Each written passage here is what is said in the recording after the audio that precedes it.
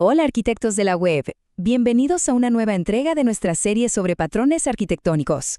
Hoy vamos a meternos de lleno a diseccionar una de las piezas más poderosas y, sí, a veces complejas del ecosistema Cloud Native, el Service Mesh. Oigan, antes de arrancar, si este tipo de contenido les aporta valor, ya saben, no olviden darle like, compartirlo y, por supuesto, seguirnos en @MasonCodingArch para más análisis de arquitectura como este. Y si quieren ampliar la visión, también estamos en @MasonCodingUXUI, donde hablamos de diseño de producto, y en @MasonCodingInks, con todo sobre ingeniería de software. Bueno, ahora sí, entremos en materia. Para entender de verdad por qué existe un Service Mesh, no podemos empezar con una definición de libro de texto. No. Tenemos que empezar con una historia de terror, una que, lamentablemente, muchos hemos vivido. La historia de una tormenta perfecta que nadie vio venir.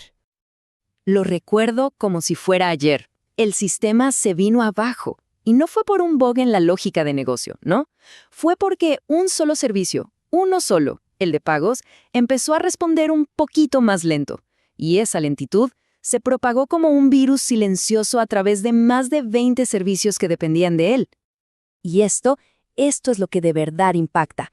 En solo 14 minutos, el 60% de nuestras transacciones estaban fallando.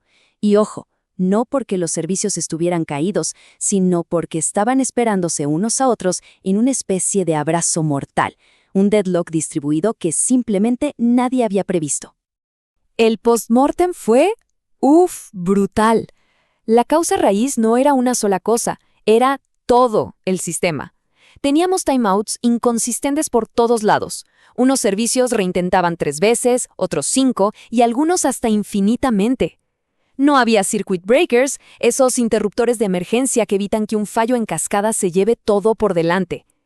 Teníamos cero visibilidad de qué servicio hablaba con cuál. Los logs estaban esparcidos por docenas de contenedores sin IDs para poder correlacionarlos. La conclusión fue aterradora. Cuando distribuyes tu sistema, no solo distribuyes la lógica, distribuyes y multiplicas la complejidad operacional.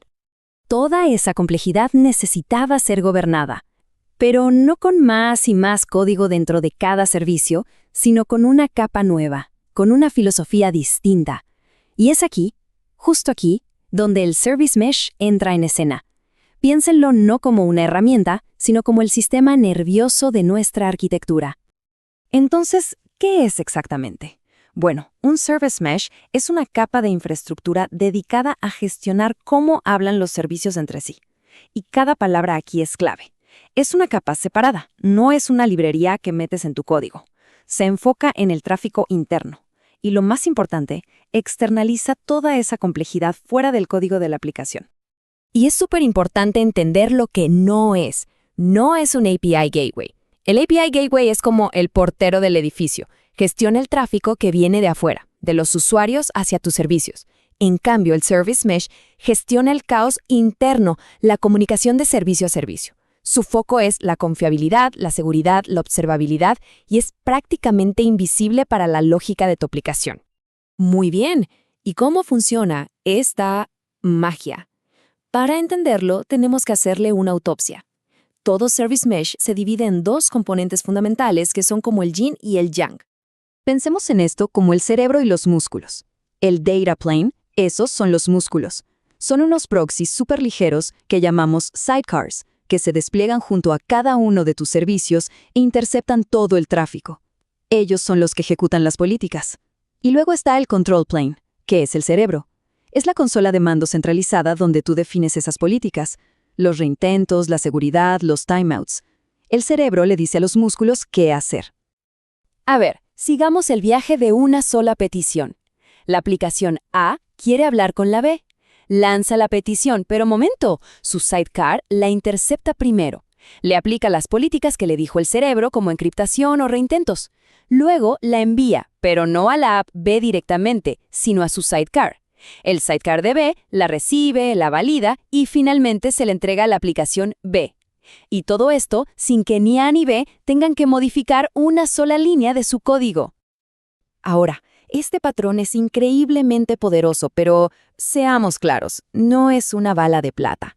Como toda decisión de arquitectura importante, viene con una promesa enorme y, por supuesto, un precio que hay que pagar. Es un trade-off, uno muy estratégico.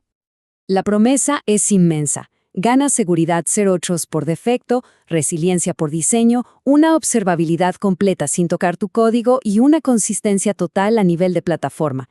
Pero el precio es real. Cada petición paga un pequeño peaje de latencia. Añades una capa de complejidad operacional que hay que gestionar, consumes más CPU y memoria. Y sí, la curva de aprendizaje para el equipo puede ser bastante empinada al principio. Y esto nos lleva a la pregunta fundamental que toda arquitecta o arquitecto debe hacerse. ¿Vale la pena ganar todo este poder a cambio de pagar un impuesto, digamos, de 2 milisegundos en cada una de las millones de peticiones que tu sistema procesa? La respuesta, claro, es depende. Lo que nos lleva al punto más crucial de esta charla. ¿Cuándo tiene sentido de verdad adoptar un Service Mesh? Porque implementarlo demasiado pronto es una receta para el desastre, pero créanme, hacerlo demasiado tarde puede ser todavía peor. Aquí les va una guía práctica, como un termómetro. Si tienen menos de 20 microservicios, un solo equipo, una arquitectura bastante estable y no hay un equipo de plataforma dedicado, probablemente todavía no lo necesitan. Pero, si ya están gestionando más de 50 microservicios con múltiples equipos independientes, con una alta tasa de cambio y, sobre todo, si necesitan cumplir regulaciones de seguridad estrictas, entonces es momento de considerarlo muy en serio. Y si se tienen que quedar con una sola idea, que sea esta. Un Service Mesh no hace magia. No elimina la complejidad de un sistema distribuido. Lo que hace es tomar esa complejidad, que antes era invisible, caótica e ingobernable, y la hace explícita, visible y, lo más importante de todo, gobernable. Y esta es la verdad un poco incómoda que muchos prefieren ignorar. Casi todas las arquitecturas de microservicios ya tienen un Service Mesh, solo que está implementado de la peor forma posible, ad hoc, esparcido en miles de líneas de código dentro de cada servicio. Cada reintento, cada timeout, cada librería de seguridad, todo eso es su mesh invisible. La pregunta no es si necesitan uno, sino si quieren gobernarlo centralizadamente con infraestructura o seguir dependiendo de la disciplina de cada desarrollador. Así que cerramos con esta pregunta para la reflexión. ¿La arquitectura que están gestionando hoy realmente necesita la complejidad y el poder de un Service Mesh?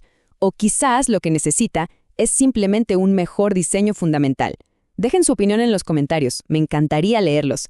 Nos vemos en el próximo análisis. ¡Hasta luego!